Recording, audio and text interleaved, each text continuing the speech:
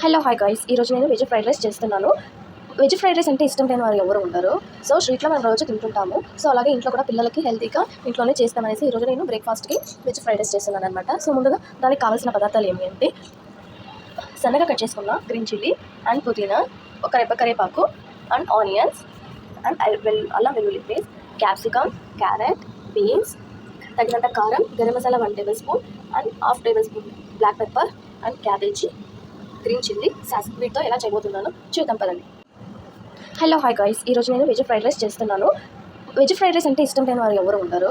So స్ట్రీట్లో మనం రోజు తింటుంటాము. సో అలాగే ఇంట్లో కూడా పిల్లలకి హెల్తీగా ఇంట్లోనే చేస్తామనేసి ఈరోజు నేను బ్రేక్ఫాస్ట్కి వెజ్ ఫ్రైడ్ రైస్ చేస్తున్నాను అనమాట. సో ముందుగా దానికి కావాల్సిన పదార్థాలు ఏమి అంటే సన్నగా కట్ చేసుకున్న గ్రీన్ చిల్లీ అండ్ పుదీనా, ఒక రెబ్బ కరివేపాకు అండ్ ఆనియన్స్ అండ్ అల్లం వెల్లుల్లి పేస్ట్, క్యాప్సికమ్, క్యారెట్, బీన్స్, తగినంత కారం, garam masala 1 table spoon and half table spoon black pepper and cabbage, green chilli, sauce. వీటితో ఎలా చేయబోతున్నాను చూద్దాం పదండి.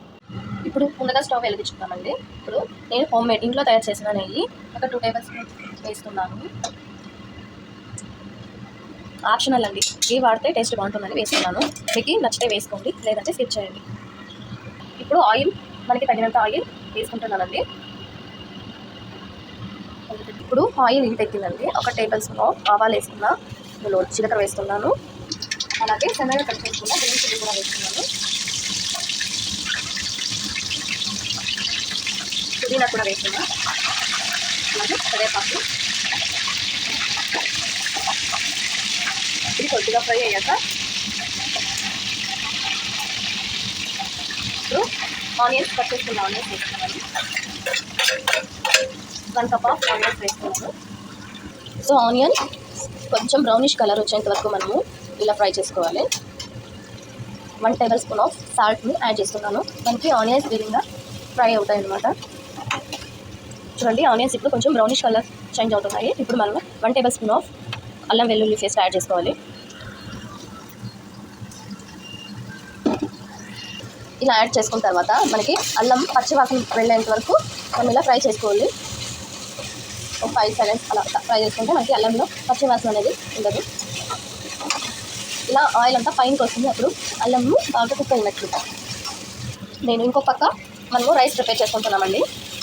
వెజ్ రైస్ కావాల్సింది, మనకి రైస్ కావాలి కదా, కుక్ చేసుకుంటాను ఒక సైడ్. ఇంకొక సైడ్ ఇది వెజిటేబుల్స్ అన్ని కుక్ చేసుకోవడానికి ఇక్కడ పెట్టుకున్నాను. ఉంది ఆయిల్ అంతా పైనకి వచ్చేస్తుంది కదా. ఇప్పుడు అల్లం వెల్లుల్లి పేస్ట్ అనేది బాగా పచ్చివాసన లేకుండా కుక్ అయ్యింది. ఇప్పుడు ముందుగా కట్ చేసుకున్న carrot, 1 cup carrot, 1 cup beans, 1 cup cabbage, అలాగే మనం సన్నగా కట్ చేసుకున్న క్యాబేజ్ కూడా వేసేసుకున్నామండి. సో ఇలా ఇప్పుడు మనము బాగా మిక్స్ చేసుకోవాలా.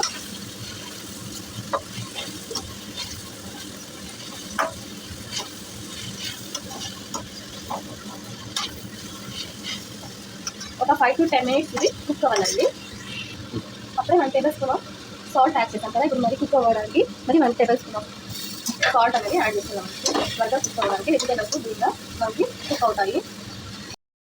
5 మినిట్స్ తర్వాత ఇలా కొద్దిగా సాఫ్ట్ అయినాయండి వెజిటేబుల్స్. ఒకసారి ఇలా మనము కలుపుకోవాలి. ఇందులోకి 1 టేబుల్ స్పూన్ ఆఫ్ పసుపుని యాడ్ చేస్తున్నాను. అలానే garam masala 1 table spoon, black pepper half table spoon, 2 add చేస్తున్నాను. తగినంత కారం, ఆప్షనల్ అండి, మీకు ఎంత కారం కావాలో మీకు టేస్ట్ తగ్గట్టుగా మీరు వేసుకోండి. నేనైతే చిన్నపిల్లలు ఉన్నాను కాబట్టి నేను తక్కువగానే వేసుకున్నాను. సో ఇప్పుడు ఇలా మిక్స్ చేయాలి, మొత్తం మిక్స్ చేయాలి. అలాగే ఇప్పుడు నేను గ్రీన్ చిల్లీ సాస్ని యాడ్ చేస్తున్నాను, తగినంత అండి. సో మళ్ళీ ఒకసారి ఇలా మనము బాగా మిక్స్ చేసుకోవాలి.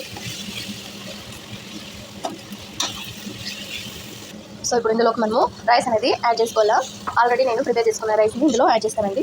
సో తగినంత రైస్ వేసుకోండి. ఇప్పుడు బాగా మిక్స్ చేసుకున్నామండి.